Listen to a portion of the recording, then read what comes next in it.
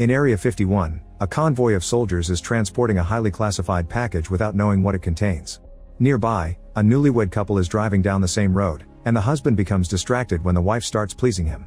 This makes their car crash against the military truck, causing a huge explosion that throws the payload to the middle of the road. The soldiers come closer to retrieve it only to be attacked by a zombie known as Zeus, who proceeds to kill every soldier on his way without mercy. Noticing that bullets do nothing, two soldiers try to run away, but Zeus soon catches up to them and rips a soldier's jaw off before grabbing the other one to bite him. In just a few seconds, the soldiers become zombies too and follow Zeus to Las Vegas. That night, complete chaos and destruction take over Las Vegas as the zombie infection spreads, causing most of the locals and tourists to become zombies too. Soon mercenaries appear in the area to help kill the monsters, both as a job and revenge for losing their loved ones to these monsters' attack. Any person that has even a scratch or drop of blood is seen as infected and they get killed as well. The military also comes to try to deal with the situation, but the zombies go up in numbers incredibly fast and the horde becomes impossible to control. Eventually the whole city gets walled off from the rest of the world. A few years later, the government discusses the possibility of nuking the entire city of Las Vegas, but human rights groups protest against the idea. Former mercenary Scott is working at a diner when he's approached by billionaire casino owner Tanaka, who makes a big offer. There are $200 million under his Vegas hotel, so he wants Scott to gather a team to retrieve the money before the government bombs the city. If Scott accepts, he can take $50 million and split it amongst his crew. Tanaka gives him time to think about it and as proof of good faith, he gives Scott the building's blueprints. Meanwhile, Scott's daughter Kate works as a volunteer at a quarantine zone camp. She's friends with a woman named Gita and helps her look after her two kids. Gita is thinking of joining a mercenary named Lily to make some money to escape from the camp with her children, but Kate warns her it's very dangerous. Their chat is interrupted by security guard Bert, who uses any excuse to harass women. That night, Scott dreams of the day his wife became a zombie and attacked him, so he had no choice but to kill her in front of Kate. Inspired by the memory, he calls Tanaka to accept the job, then he goes out to recruit former mercenaries to put a team together. He starts with his old friends. He finds Maria working as a mechanic, Vander Ohe at a retirement home, and Peters as a pilot. Then Scott goes after some big names in the business. There's Mikey, who became famous by killing zombies for YouTube, and lastly Ludwig, a bank teller with a passion for safecracking. The next day, everyone retrieves their old weapons from their hiding spots and gets together in an abandoned warehouse. Mikey brings his friend Chambers, who like Ludwig never killed a zombie, and Scott has to teach them to go for the brains. Then Tanaka shows them a mock-up of his casino. They won't be able to fly in without getting arrested, but there's a helicopter on one of the towers for them to fly out. Tanaka's plan is simple. The team has 32 hours to enter the city, kill any zombies that may still be around, turn on the casino's generator, and reach the vault at the end of a corridor where it'll be surrounded by traps. Then Peters can fly them out of there. Tanaka also makes his head of security Martin go with them. The only issue left is finding a way inside, so Scott goes to see Kate, who isn't happy to see him after years of absence. At first she doesn't want to help, but she changes her mind when Scott promises to share the money with her. Meanwhile, Gita ignores Karen's warnings and asks Lily to take her on her next mission. In the morning, Vander Ohe teaches Ludwig how to shoot a gun so he can defend himself. Soon Kate shows up with a refugee bus and takes them to the camp outside the city, where she reveals that Lily will be their guide into Las Vegas. On her way out, Kate finds Gita's kids alone and learns that Gita was lost during the mission, so she punches Lily for it. However, Lily reminds her that Gita knew the risks and that there's a chance she may still be alive. Desperate to find her friend, Kate decides to join the team, which Scott doesn't approve of. Before they leave, Lily claims they need one more person and chooses Bert to come with them. Then Lily guides them through a secret entrance in a container and the team finally makes it to Las Vegas, which has become a small post-apocalyptic land of its own. They barely get to take a few steps before they hear some noises and run to hide while watching a zombie tiger wander around. Once it's gone, the team comes out and suddenly Lily shoots Bert in the leg before tying him up. Lily knew Bert took advantage of women in the camp and brought him to be used as an offering for the zombies in the area, who will leave them alone if they play by the rules. The team hides again and watches how zombie queen Athena comes to sniff Bert before taking him away with the help of another zombie into the Olympus casino. Now the team can keep going, unaware that Zeus is watching from afar.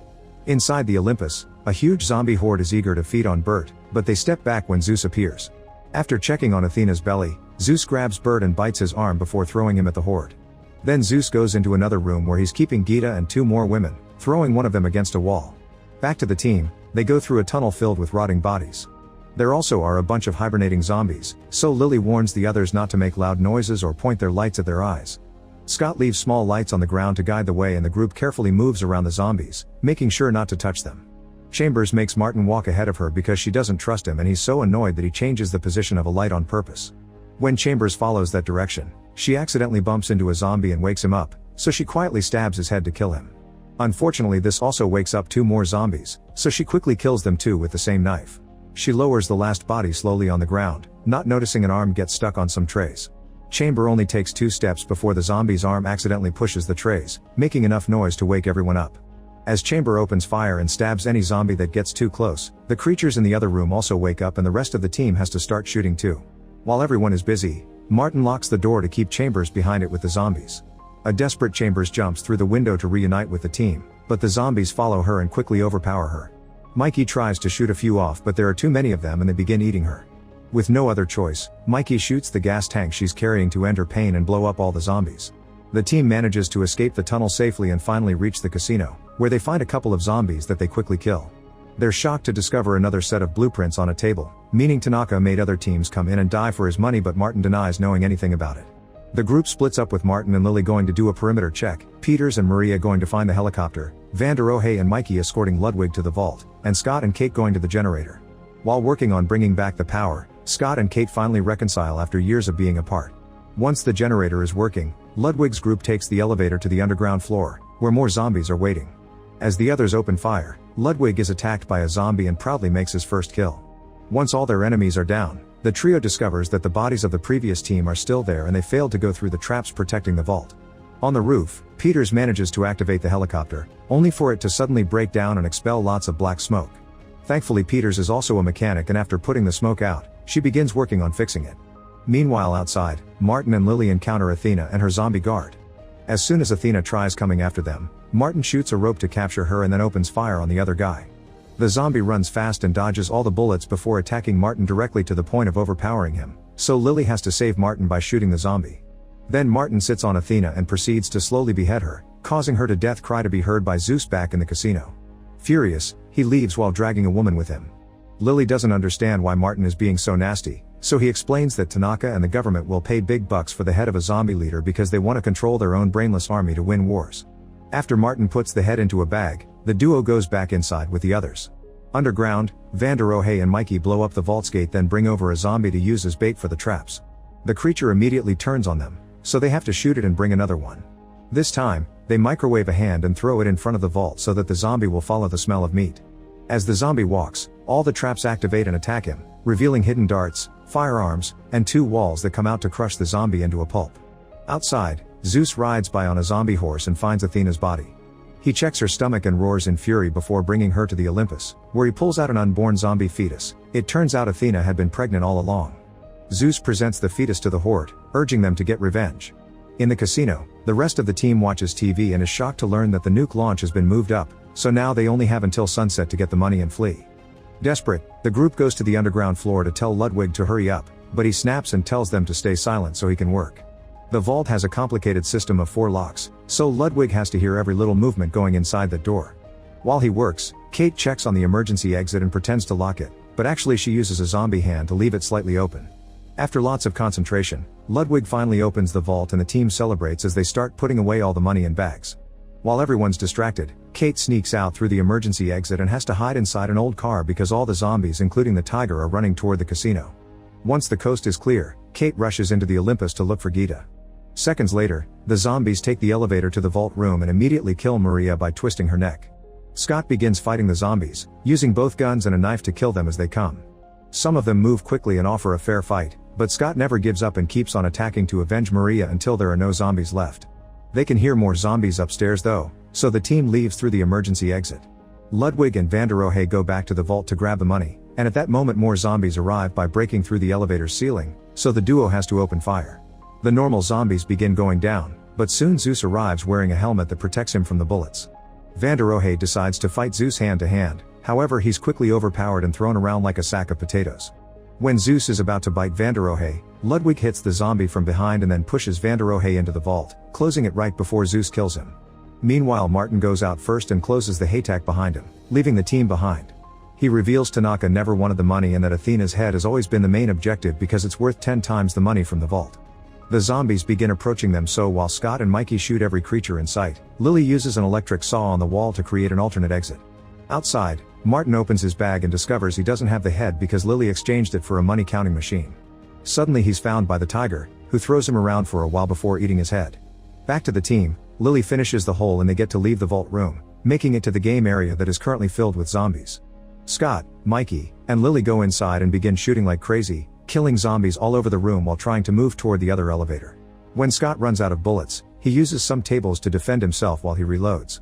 Some zombies manage to come closer, but Scott is strong enough to fight them off before keeping on shooting.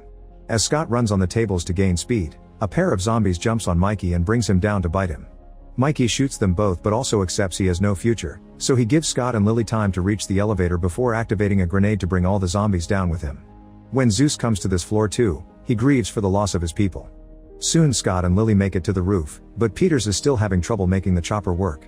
Suddenly Zeus shows up as well, and while Scott opens fire, Lily takes out Athena's still living head and threatens to shoot it. This keeps Zeus back, so Lily tells Scott to leave with Peters. Once Scott is aboard, the chopper finally takes off and Lily watches it, so Zeus uses her distraction to throw a metal rod and impale her on the wall. As revenge, Lily throws Athena's head to the ground, where it becomes pulp on impact. In the meantime, Kate searches the Olympus building, unaware that zombie Bert has hurt her. Eventually she finds Gita and another refugee, and the three of them try to leave together. At the same time, Peters drops Scott on the roof of the Olympus and he begins looking for his daughter. Suddenly the women are found by Bert, who quickly kills the refugee to feed on her.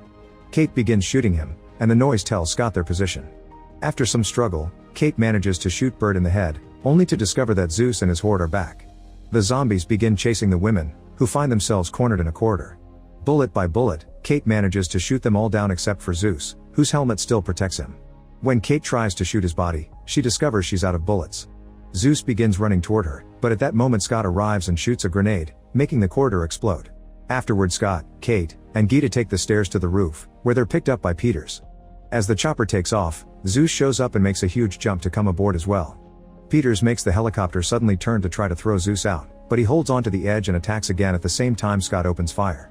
A fight ensues, and in the struggle, a bullet accidentally hits Peters.